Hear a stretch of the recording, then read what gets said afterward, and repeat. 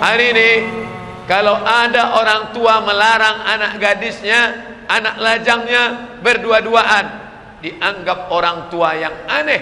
Hari ini kalau ada anak muda tidak mau pacaran, dianggap anak muda yang aneh. Itu sudah punya calon? Enggak. Jangan-jangan homo dia itu. Aneh. Makanya betul kata Nabi, bada al-islamu gharibun. Islam ini pertama kali datang aneh.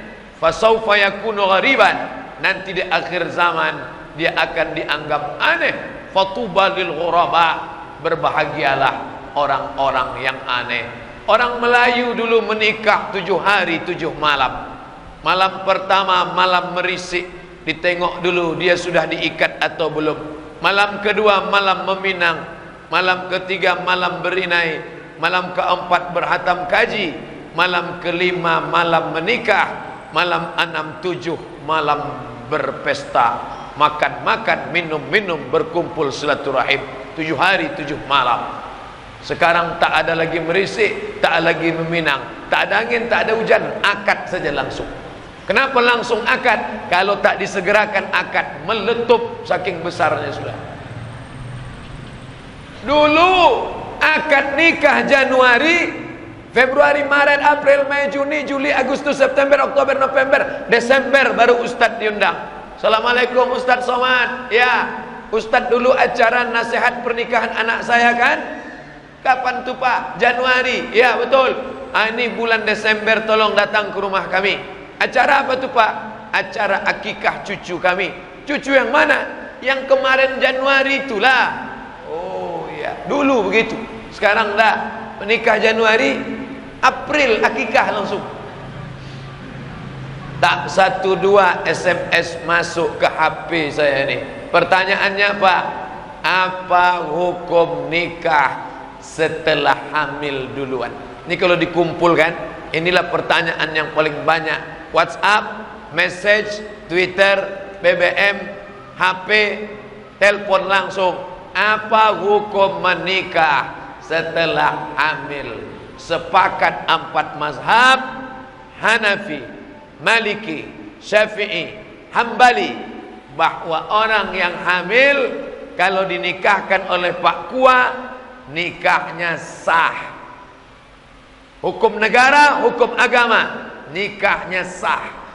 Tidak ada permasalahan. Yang tidak masalah jangan dipermasalahkan. Nikahnya apa hukumnya? Nikahnya apa hukumnya? Nikahnya apa hukumnya? Sah. Lalu masalahnya di mana? Setelah anak lahir muncul 4 masalah. Apa masalahnya? Anak itu tidak boleh pakai bin bapaknya. Lalu pakai bin siapa? Bin emaknya. Malulah pakai bin emaknya. Satu-satunya yang pakai bin emak cuma satu, Isa ibnu Maryam. Yang lain mana ada? Malu pakai bin emaknya. Apa boleh buat? Begitu hukum Islam. Kalau mau nikahkan, nanti lahir anak pakai bin emaknya. Kalau tak mau gimana? Pindah ke Papua. Cari kos-kosan di sana. Tunggu sampai 9 bulan. Setelah lahir baru balik. Ditanya tetangga, mana anak kamu? Sedang S2. Pertama, tak boleh pakai bin bapaknya. Yang kedua, kebetulan anak itu lahir laki-laki. Anak hasil zina, lahir laki-laki. Setelah itu lahir adiknya perempuan, adiknya perempuan, adiknya perempuan, adiknya perempuan. Maka abang yang laki-laki hasil zina tadi tidak bisa menjadi wali bagi adik-adiknya. Kenapa tidak bisa jadi wali? Karena mereka saudara seemak, saudara seemak, saudara seibu, tak bisa jadi wali. Yang bisa jadi wali adalah saudara seayah. 3, mati si bapak, anak tak dapat harta warisan. Kenapa? Mereka tidak ada hubungan nasab. Orang yang mendapat warisan hanya karena ada hubungan nasab. Yang tak ada hubungan nasab tidak saling mewarisi. 4, kebetulan anak hasil zina itu anak gadis 25 tahun, dia pun tumbuh menjadi anak yang gadis cantik jelita. Dipinang anak lajang sampai masanya mau menikah. maka si bapak tak bisa mewalikan anak itu, karena itu bukan anaknya. Lalu siapa walinya? Walinya adalah wali hakim. Datangi Pak Kua 25 tahun yang lalu. Pak Kua, ya, saya mau bicara dengan bapak nih empat mata. Masalah masa lalu saya 25 tahun yang lalu. Kata Pak Kua, jangankan 4 mata, 3 pun bisa. Apa masalahnya? Saya ni tak baik Pak Kua. Saya ni orangnya tak baik Pak. Apa tak baiknya? Sekarang saya baru baik. Dulu saya ni setan. Kata Pak Kua, memang nampak saya masih ada bibit-bibitnya lagi. Jujur, maka perempuan itu yang mewalikannya adalah wali hakim. Begitu kata Nabi, fasultan hakim waliyun man la waliyalaha, menjadi wali bagi perempuan yang tak ada walinya. Itu kan ayah dia, rambutnya sudah diambil, darahnya sudah diambil, air liurnya diambil, rambut, darah, air liur, bawa ke Singapura, dekat dari sini, tes DNA, tes. Setelah tes positif, ini anak anda, tunjukkan. Ini anak saya Pak Ustaz. Siapa yang bilang itu anak kamu? Nih Lee Kuan Yew yang bilang. Tak laku mas bro. Dalam Islam DNA tak laku. Lalu yang laku itu apa? Akad. Salah saya apa? Udah dijelaskan, tak juga tahu dia salahnya. Apa salah saya? Mau tahu kamu apa salah kamu? Apa? Kamu mencoblos sebelum hari H. Itu salah kamu, baru kamu tahu. Maka jagalah anak-anak gadis kita. Tak selamat kita dari azab Allah Subhanahu wa taala. Selangkah lagi kita mau masuk surga. Setan menggoda, iblis mencari kawan, ditariknya kaki kita oleh anak gadis yang tak dididik, tak dapat tunjuk ajar. Datuk Tenas Effendi dari Kerajaan Melayu Pelalawan menulis buku Tunjuk Ajar Melayu. Apa maknanya? Tangan menunjuk, mulut mengajar. Kenapa tak pakai baju kurung? Kenapa tak berjilbab panjang? Kenapa tak balik petang? Kenapa keluar sama laki tak mahram? Sama siapa? Pulang jam berapa? Duit kemana saja dipakai? Perempuan mesti menunjuk ajar. Tangan menunjuk, mulut mengajar. Begitu perempuan berhenti menunjuk dan mengajar, kiamat sudah terjadi di rumah tangga. Kenapa Ustaz sebut perempuan? Karena ibulah yang paling lama mendidik anak-anak. Adapun suami mencari nafkah, pergi pagi pulang petang, peras keringat banting tulang, tunggang langgang lintang kukang. Bapak Ibu yang dimuliakan Allah Subhanahu wa taala, satu yang melakukan aneh, dua yang melakukan agak aneh, tiga yang melakukan kurang aneh, lima yang melakukan tidak aneh, enam yang melakukan biasa-biasa saja, tujuh yang melakukan tak lagi menjadi permasalahan. Allah bisa karena biasa. Jangan sampai kita merasa benar. Orang yang menikahkan anak telah hamil merasa benar, padahal dia tidak benar. Kalau hidup di zaman Abu Bakar Siddiq, apa yang akan dilakukan Nabi dan Abu Bakar? Azaniyatu, pezina perempuan, wazani, pezina laki-laki, fajlidu kulla wahidin minhuma mi'ata jaldah. Cambuk 100 kali cambuk. Tak ada cambuk pecut untuk memukul kuda, tak ada. Ambil batang korma, pelepah korma, pukulkan ke belakang.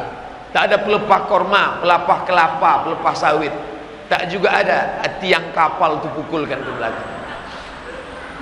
Berapa kali? Kalau belum menikah 100 kali. Kalau sudah menikah, bini orang, laki orang, berzina juga, apa hukumannya? Asy-syaikhu wasy-syaikhatu, laki-laki yang sudah menikah, perempuan yang sudah punya suami tetap juga berzina.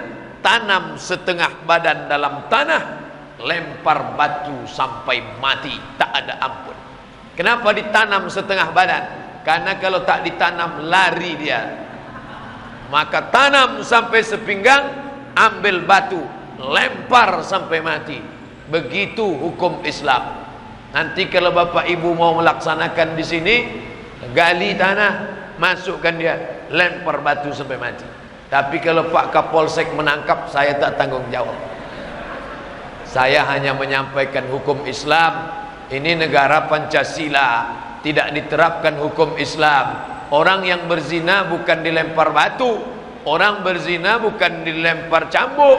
Orang yang berzina apa hukumannya? Dinikahkan. Bapak Ibu yang dimuliakan Allah Subhanahu wa taala, hukum Allah tidak ditegakkan, kita sendirilah introspeksi diri. Salat Islam, puasa Islam, haji Islam, umrah Islam, zakat Islam, tapi pernikahan tidak Islam, maka tak sempurna Islam kita. Ya ayyuhalladzina amanu, hai orang beriman, udkhulu fis silmi, masuklah kamu ke dalam Islam kafah, secara total, jangan sepotong-sepotong. Download tak bisa sepotong. Kalau gagal download Anda 95%, hangus semuanya. Selesaikan ceritanya dari A sampai Z. Allahu Akbar, salat Islam, tak makan tak minum, puasa Islam, keluarkan zakat mal Islam, ada duit pergi haji umrah Islam. 4, syahadat tiap hari, asyhadu an la ilaha illallah wa asyhadu anna muhammadar rasulullah. Kita benar di hadapan Allah, kita benar di hadapan manusia, tidak merasa benar, tapi memang kita sebenar-benar. Saya mulai ceramah tadi jam 2, sekarang setengah 3, untuk menjelaskan benar dan merasa benar setengah jam. Lalu kelanjutannya apa? Selanjutnya adalah kapan kita tahu bahwa diri kita itu benar. Merasa waras tak sama dengan orang waras. Di mana orang merasa waras? Di rumah sakit jiwa. Di rumah sakit jiwa itu semua merasa waras. Apa buktinya? Nanti kalau bapak mau coba, ibu mau tes, balik dari sini, singgah ke rumah sakit jiwa, masuklah ke dalam. Ustadz pernah nyoba? Sudah. Masuk ke rumah sakit jiwa, jumpa pertama orang gila. Dia nanya kita, apa kata dia? Bapak gila ya?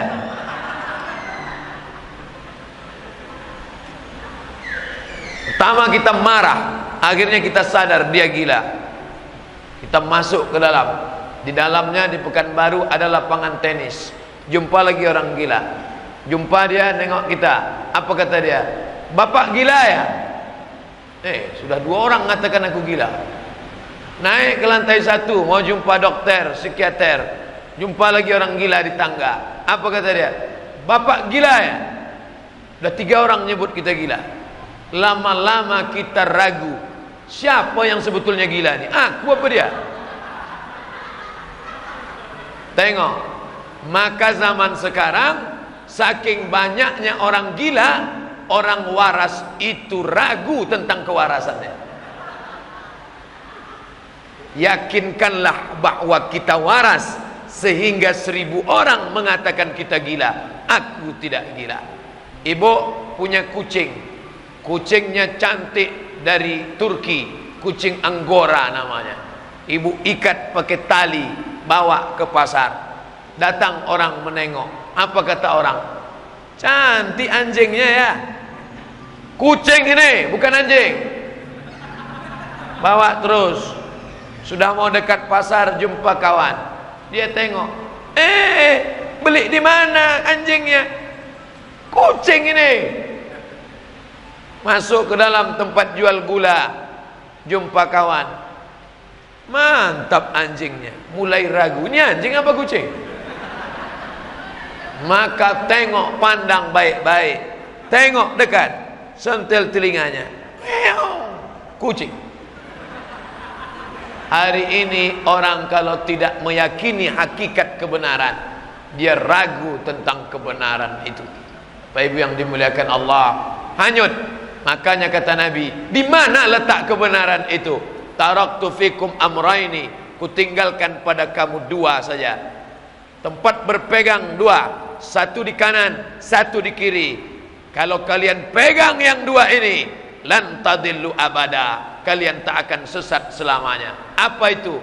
Kitabullah Al-Quran wa sunnati, sunnah Rasulullah sallallahu alaihi wasallam. Saya pergi ke Pulau Penyengat, tertulis Gurindam 12, tertulis nyata dalam Gurindam yang ditulis oleh Raja Ali Haji, diurutkannya 4 pegangan dalam Islam: Quran, hadis, ijma', qiyas.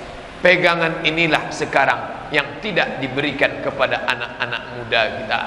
Apa tempat mereka berpegang sekarang? Gamang, galau, tak tentu arah, tak ada tempat dia berpegang. Pegangannya apa sekarang? Musik. Pegangannya apa sekarang? TV. Pegangannya sekarang apa? Internet. Pulsa sedang banyak, dia tenang. Begitu habis dia galau. Kalau ditinggalkan harta, harta binasa. Ditinggalkan kuasa, kuasa akan sirna. Ditinggalkan nama, nama akan jatuh. Tengku, Said, Raja, binasa. Tapi ketika kau tinggalkan Quran dan Sunnah, tak lapuk karena hujan, tak lekang karena panas, tinggalkanlah itu. Berapa banyak orang-orang kaya, orang-orang besar meninggalkan tanah sejauh mata memandang, meninggalkan emas berbungkal-bungkal. Ketika hari berganti, musim berubah, dia tidak kekal, maka tinggalkanlah yang kekal. Afdalu zikri, seabdal-abdal zikir, la ilaha illallah. Bapak Ibu yang dimuliakan Allah subhanahu wa ta'ala, sekarang orang sedang kehilangan pegangan, kehilangan arah, sampai menjual agamanya, menjual keyakinannya, menjual akhiratnya. Dunia ini tempat persinggahan. Saya dibawa singgah sebentar ke belakang Padang. Singgah, berapa lama singgahnya? Untuk apa singgahnya? Kami di sini hanya 3 saja. Datang, sholat, makan, ceramah, pulang. Misi kami di pulau ini 3 saja. Datang, makan, sholat, ceramah, pulang. Ini bukan tempat tinggal kami. Tempat tinggal kami di sana. Habis masanya kami pulang, karena maghrib nanti sudah menunggu janji. Begitu juga dengan tempat persinggahan. Alam roh, alam rahim, alam dunia, alam kubur, alam akhirat. Tak bisa kita minta lama-lama di sini. Dari mana? Alam roh. Pindah ke mana? Alam perut, alam rahim. Pindah ke mana? Alam dunia. Pindah ke mana? Alam kubur. Pindah ke mana? Alam akhirat.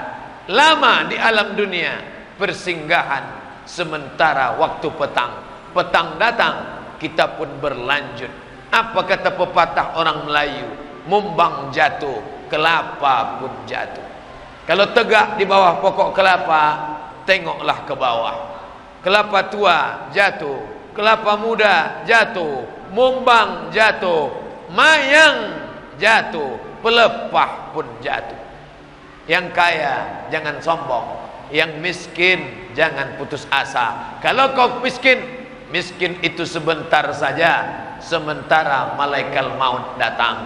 Kalau kau cacat, buta, lumpuh, pincang, stroke, jangan sakit hati, karena kau mengalaminya tak lama, karena setelah itu kau akan mati menghadap Allah. Yang kaya pun jangan sombong, karena kau tak kekal abadi. Kurang hebat apa Qarun yang hartanya melimpah ruah, sekarang tinggal jadi danau.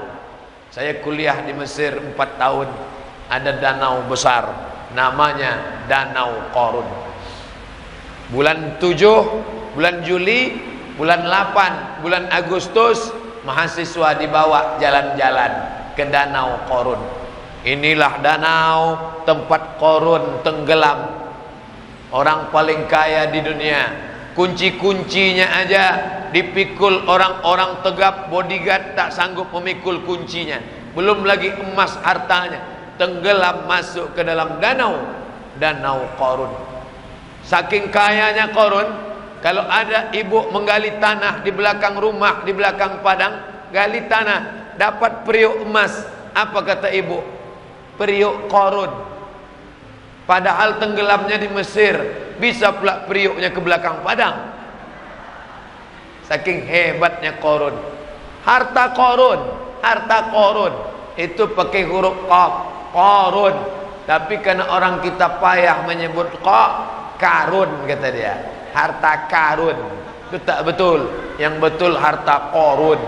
Bapak Ibu yang dimuliakan Allah Subhanahu wa taala, tinggalkanlah yang bisa menyelamatkan anak-anak kita. Mungkin agak berpisah sejenak, masukkan ke pondok pesantren di Batam, Tanjung Balai Karimun ada pesantren bagus, atau di Pekanbaru Riau, masukkan. Langsung ke Jawa aja Pak, ke Gontor, masukkan. Itulah yang menjadi pegangan dia. Karena kita tak bisa mengontrol dia 24 jam. Biarkan, tanamkan microchip dalam kepala dia. Nah, aku tak bisa mengontrolmu. Yang mengontrolmu adalah dia. Siapa dia? La ta'khuzuhu sinatun wala naum. Tapi dengan syarat. Syaratnya apa? Kasih dia makan. Saya sebagai laki-laki ada 5 hak anak istri dalam diri saya. Kalau tak saya kasih, maka saya zalim. Saya merasa benar, tapi saya sedang salah. Makan, pakai, tempat tinggal, pendidikan, perhatian. Makan, kasih dia makan. Makan pagi, makan siang, makan malam. Pakai, kasih dia pakai. Baju koko, baju batik. Tempat tinggal, sediakan dia rumah. Belum sanggup buat rumah, kontrak. Nanti sampai masanya ada duit buat rumah. Makan, pakai, tempat tinggal. Pendidikan, masukkan dia ke sekolah agama. Dulu orang-orang Melayu belajar agama di Pulau Penyengat, makam Habib As-Saqqaf, As-Segaf, itu dari Yaman langsung. Anak-anak raja di Pulau Penyengat langsung belajar ke ulama dari Yaman. Ulama keturunan Nabi dari Yaman. Makamnya ada di komplek makam Sultan. Inilah makam Habib As-Segaf, ulama dari Yaman yang mengajar agama Islam. Quran, hadis, fikih, tajwid, bahasa Arab, balaghah, ma'ani, mantik, bayan, usul fikih, qawaidul fikih, ulumul hadis, mustalah hadis, hadis tahlili, hadis maudhu'i, tafsir, ulumul Quran, arud qawafi, pelajaran-pelajaran agama. Sekarang pelajaran agama yang 20 ini dipres menjadi 5. Quran, hadis, fikih, bahasa Arab, sejarah Islam. Itu pun kalau SDIT, SMPIT, SMAIT. Kalau hanya mengharapkan impres, instruksi presiden, SMP negeri, SMA negeri, STM, SMK negeri, hanya pelajaran satu, pelajaran agama Islam. Sebodoh-bodoh orang Melayu, tidak ada orang Melayu buta huruf Al-Quran. Kenapa? Karena dia bisa membaca perukunan Melayu. Perukunan Melayu yang nulis orang Melayu pakai huruf Arab Melayu. Orang Melayu tak ada huruf Latin. A, B, C, D, E, F, G datang setelah Belanda datang. Dulu bagaimana nenek moyang kita belajar?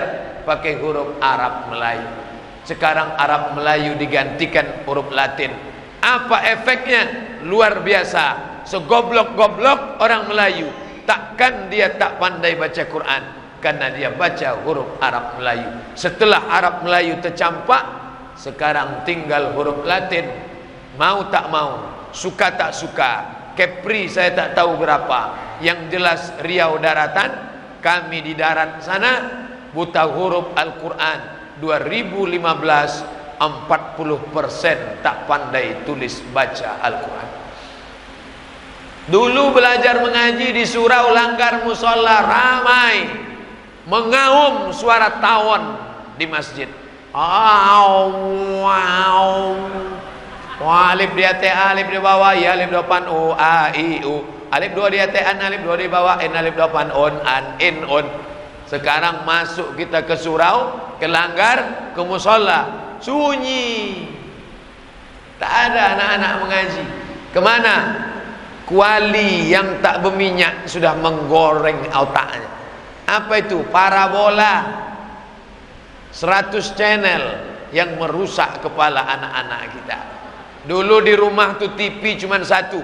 TV bapak satu, TV bapak satu, TV bapak satu, TV bapak satu. Gara-gara satu TV ini berkelahi. Bapak mau nonton Real Madrid, Barcelona, Manchester United, Juventus. Ibu mau menonton film hantu. Berkelahi, rebut-rebutan remote. Hampir gol. Marah bapak emosi, menggeletar tangannya, jatuh talak 100. Kata hakim, kenapa kalian sampai bercerai? Kata hakim, kami ini bercerai Pak Hakim. Malu kami cerita nih Pak Hakim. Ceritalah kata Pak Hakim. Apa masalahnya? Gara-gara TV Pak Hakim. Kalau begitu belilah TV satu lagi. Itu solusi dari Pak Hakim. Ibu beli TV satu, bapak beli TV satu. Akhirnya di rumah tuh TV 2. Disitulah puncak.